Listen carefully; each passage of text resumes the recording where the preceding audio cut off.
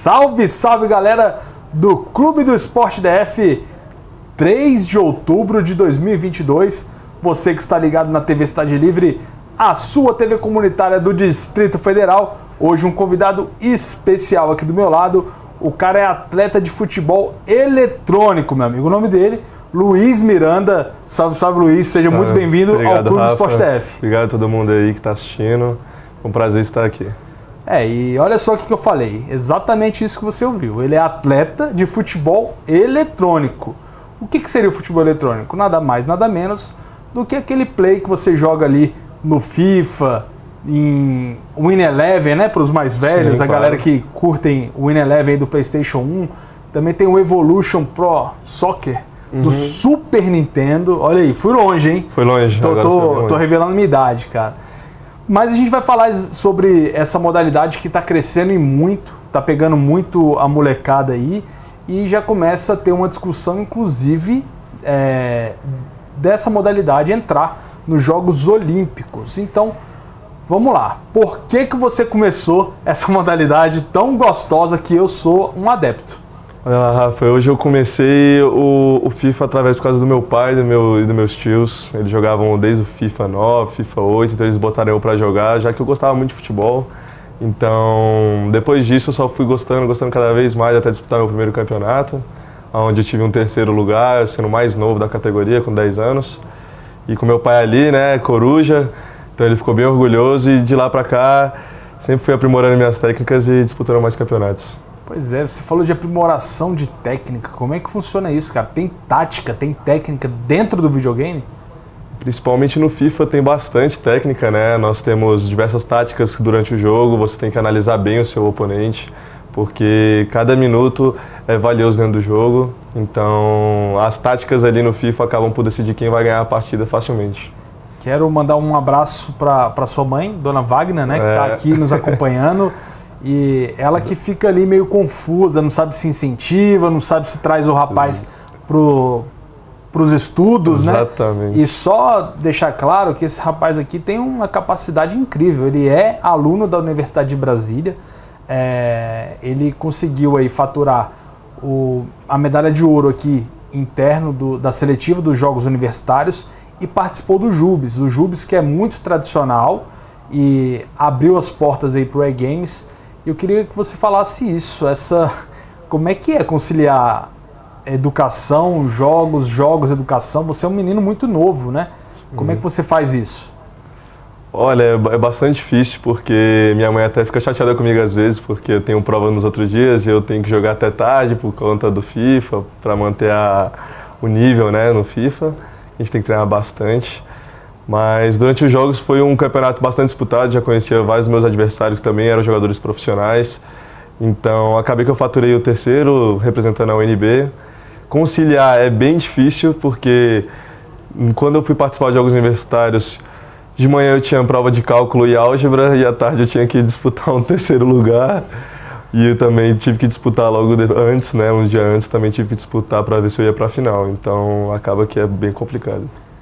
Existem algumas legislações que dizem que os atletas podem perder, justificar trabalho, perder, justificar prova por conta de competição.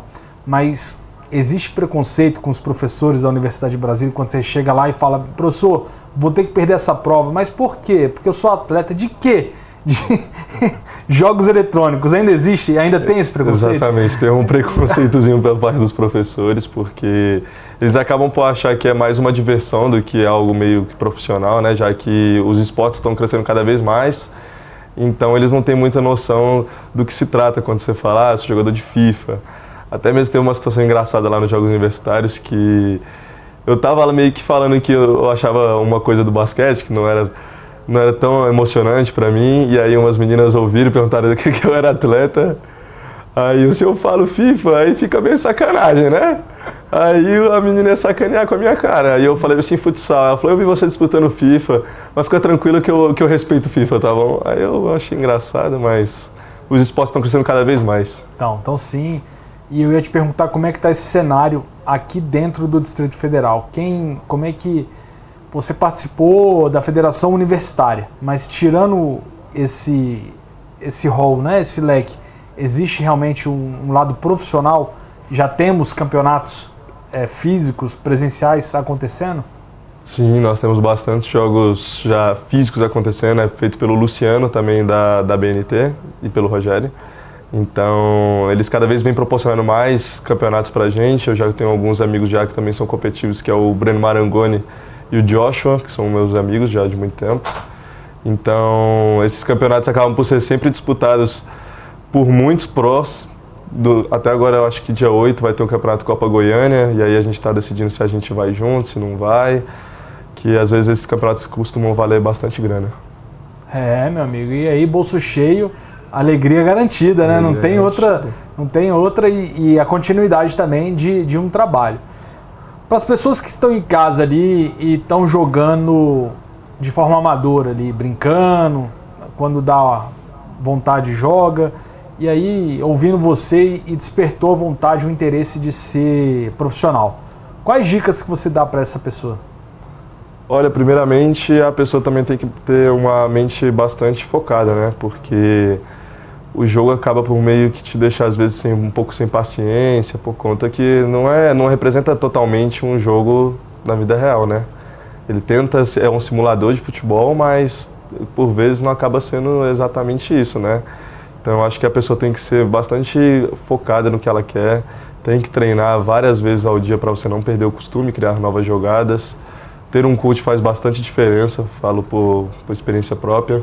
Ter o quê? Um coach. Um coach. Faz bastante diferença, porque você durante o jogo, às vezes você acaba por não enxergar a maneira como uma pessoa de fora está enxergando. Então ele acaba por te dar algumas dicas. E eu acho que também apoio familiar é muito bom. Apoio familiar acaba por ser bem importante, porque não é fácil você falar para um familiar seu que você quer disputar competitivamente, porque isso requer tempo. Então, se você não tiver apoio, acaba por ser mais difícil você se tornar um jogador profissional hoje em dia.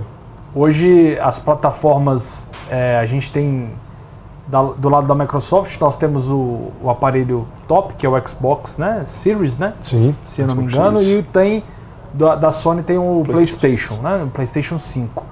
Para as pessoas que estão em casa ali e não têm condições de arcar financeiramente, as plataformas abaixo interferem muito? Acaba que atualmente interfere bastante, porque o competitivo da EA Sports, né, que é o FIFA, é o principal o principal jogo de futebol hoje em dia, acabou por se tornar, né, tirando o PES, que agora é o eFootball, acaba por se complicar bastante, porque agora os competitivos são feitos no PlayStation 5 somente. Quem é do PlayStation 4 não consegue competir. Então, antes dava para você pelo menos farmar alguns pontos, né? Porque agora para você classificar para o Sul-Americano, para o Mundial, você precisa acabar por jogar o Division Rivals, que é o novo modo do FIFA, e conseguir os pontos necessários e estar entre 128 melhores da América. Então é bem difícil. Antes você podia conseguir os pontos através do PS4 e você poderia comprar um PS5, depois se acabar se classificando, mas a eSports tirou esse ano, então você só consegue ir classificando mesmo pelo PS5 e disputando as partidas tendo um PlayStation 5. A gente tem campeonatos presenciais aí, mas basicamente 2 jogos, né? Que é da EA Sports, o FIFA, e temos também o da Konami, que é o eFootball. O antigo PES. Antigo PES. Hoje em dia praticamente só existe um, tá? Meio que monopólio da situação, é isso mesmo? Exatamente. Hoje em dia é basicamente o monopólio da EA Sports, por conta de que desde sempre a jogabilidade do FIFA sempre foi basicamente mais fácil de manusear do que a do PES, por ser um jogo mais rápido, então acabava atraindo mais pessoas.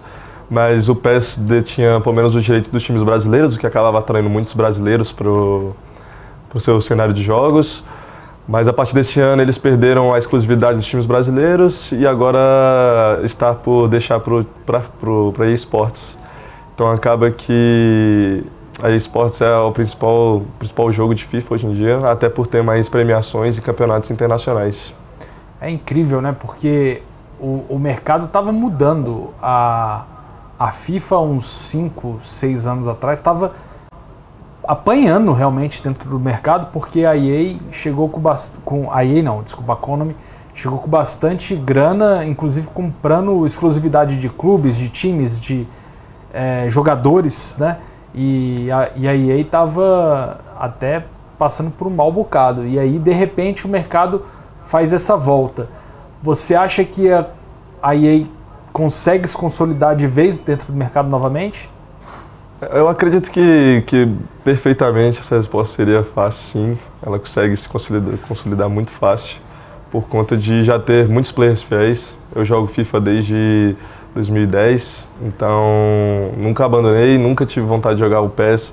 Não que seja por vontade de jogar com o meu time, que é o Flamengo, mas eu acho que o FIFA hoje em dia ele acaba por te atrair, por ter um cenário competitivo que te dá mais retorno, mesmo sendo mais difícil, porque não é fácil você disputar com todos os players da América do Sul, até porque o apoio financeiro é muito importante nesse jogo. Você não consegue competir sem investir nesse jogo, a não ser que você tenha já um time que possa te bancar, possa te ajudar e você acabar tendo mais poder de fogo para disputar com os adversários. As pessoas que estão em casa e querem acompanhar o seu trabalho, querem acompanhar você, como te acham? E você indica algum canal de YouTube? Você indica alguma coisa nas redes sociais para te encontrarem? Claro, eu tenho o Instagram aí, _miranda.10. _miranda.10. Exatamente, _miranda.10. Eu também tenho meu canal na Twitch, onde eu transmito meus campeonatos sul-americanos que eu classifico, onde eu represento o meu time WM Sports e também representar o NB. E eu acho que esses são os principais, a Twitch, né? De Mirandinha é o nome. Então, se vocês quiserem ver lá o campeonato sul-americano, ver como é que eu jogo, me conhecer mais também nas lives, vai ser ótimo. E no Twitter também tem L_Miranda10.